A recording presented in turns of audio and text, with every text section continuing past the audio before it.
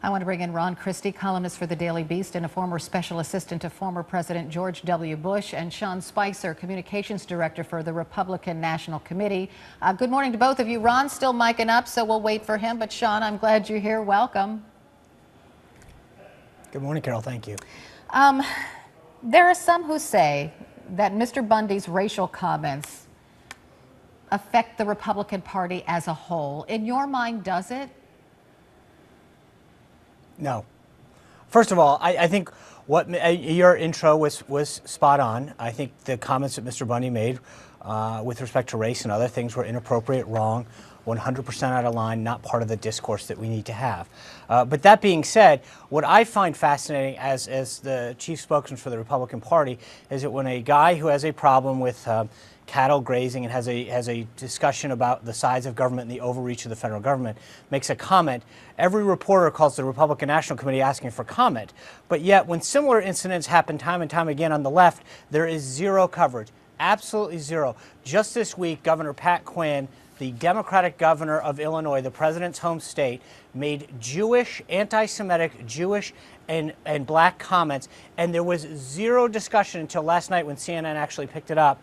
But the rest of the national media, a sitting Democratic governor does anti-Semitic and comments that were offensive to Republicans and blacks, and there was no coverage. So while I am willing to call out time and time again anyone who uses inappropriate language, and the RNC has frankly made, time and time again, we are asked from student council elections to county officials to federal officials. But when similar instances happen on the left, there is zero coverage, Carol. I want to bring in Ron Christie. You don't. No, the reason, yes, I do. And okay, stop right there, because I interviewed Krista Ball, blackchick.com. She's a passionate Republican. She is African American. She is incensed that some conservatives went over to this Mr. Bundy side. And I want you to hear what she had to say. Let's listen. The way you make it better, frankly, Carol, is you need to bring blacks and women at the table and not just hire them to do black outreach. I actually have had people contact me and say, hey, Crystal, within the party, can you help me with black outreach?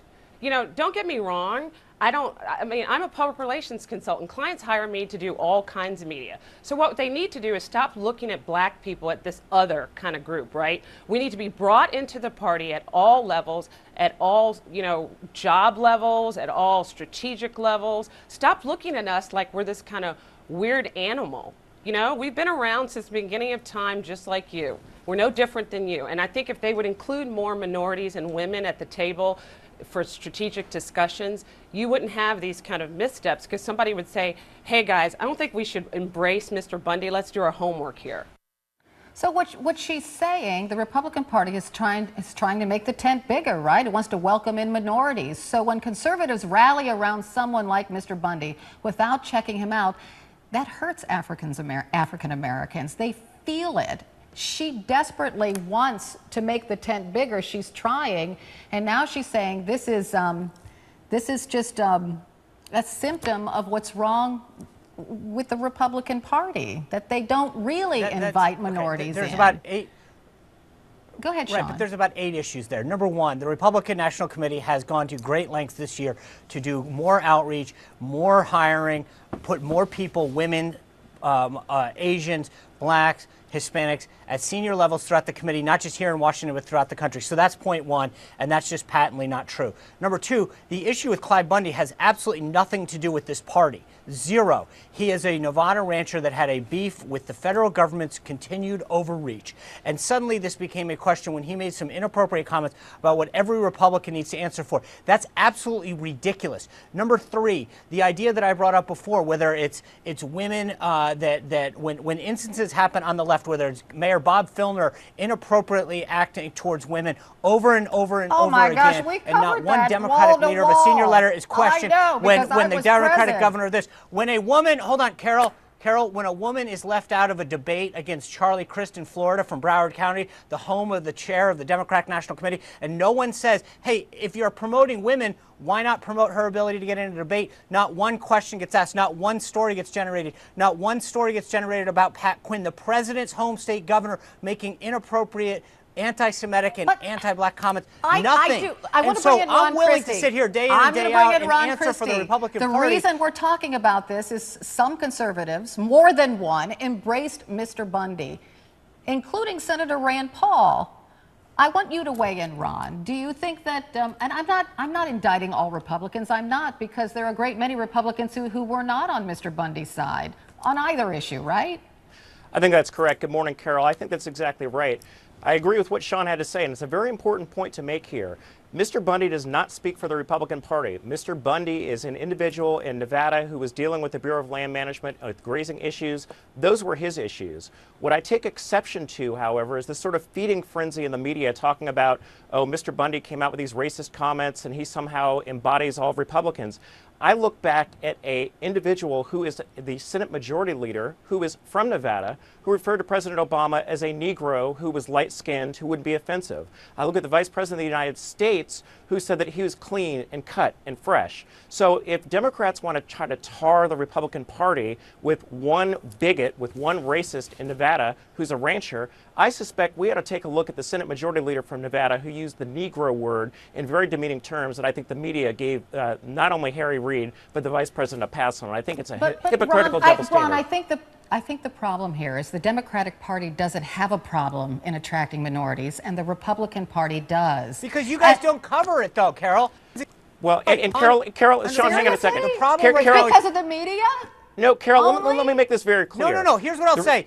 No. Hold on. I think there are individuals in our party, and when instances have occurred, we're the first in line to call it out and say that it's inappropriate, not part of the dialogue that needs to happen. But when, frankly, instance after instance occurs in the Democratic Party and on the left, and nothing gets called out on it, of course the American people are going to believe we have problems, but in terms of insensitivity, that it's not a one-party monopoly on this. The Democratic Party has instance after instance, whether it's how it treats women or how it treats minorities, and unfortunately, it gets zero play in the media. And Ron is exactly right. When you look at the comments that have been made by elected officials of the Democratic Party, and people brush it off saying, oh, they don't have a problem, they don't need to address these issues. First of all, I That's don't the think problem. people brush it off. Secondly, again, and Ron, I'll address this to you, the Democratic Party does not have the problem in attracting minorities. And when these kinds of things happen and the Republicans are trying to attract minorities, they matter because they resonate.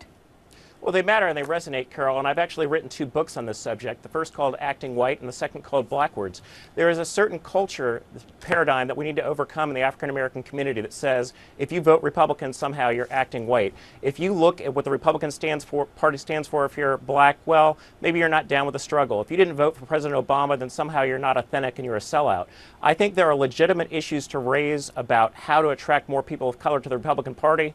Sean Spicer, Reince Priebus, a lot of my friends of the Republican National Committee are doing that. But I also hearken back to what Crystal Wright said in the clip that you played earlier. We need to stop looking at black people as black people. We need to start looking at people as individuals who want to have lower taxes, who want to have strong national defense, who want to make sure the homeland is provided for, and look at them as Americans who happen to be of color. And I think that's how the Republican Party is going to continue our strong outreach to people of color and grow the party. And Sean Spicer, going back to what Crystal said, she said that African Americans have to have some prominent role within the RNC, somewhere within the Republican Party, instead of just acting as black outreach officers. She wants more. She needs more because that would show that the Republican Party is truly welcoming to minorities. Does she have a point? Well, she has a point to an extent, but I think that I would urge her to actually take a look at what we've been doing under Chairman Priebus's leadership over the last 2 years.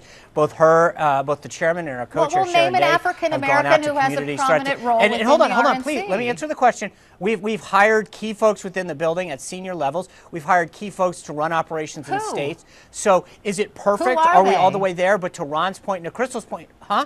Who are they? Who are the senior Are people? they? Do you want me to? I mean, I don't think I need to get into every name on air, but I'd be glad to provide you a list. We have senior political directors. We have senior people in my shop in the communications office.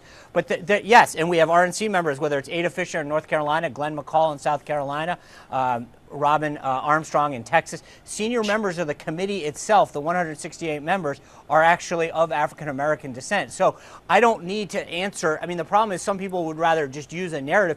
Can we get better? Do we need to continue to grow? Absolutely. And I'll be the first one to say that. I think the chairman has made it a huge priority, both in terms of people that we hire, people that we listen to at meetings that we take, consultants that we use, bringing more and more folks into this process. And I think that, like Ron said, we are making great strides. Is it perfect, and are we there yet? No. But I think that you've got to give us credit for what we're doing. And I think, that's part of the problem, is that everyone wants to throw every stone, and every time some middle school student treasurer of their student council says an offensive thing, they brand it as the entire Republican Party and give the Democrats a pass when elected officials in their party make similar comments. Hey, Carol. Yeah. One thing I would say to that, and Sean can't say this, but I can. I think under this chairman, under the new leadership of the RNC, they have done significant work, not only to go out and to talk to people, but to listen. What my problem with the RNC has been with so many years is that they show up right before election time, they don't listen, they say, here, vote for us, and then they go away.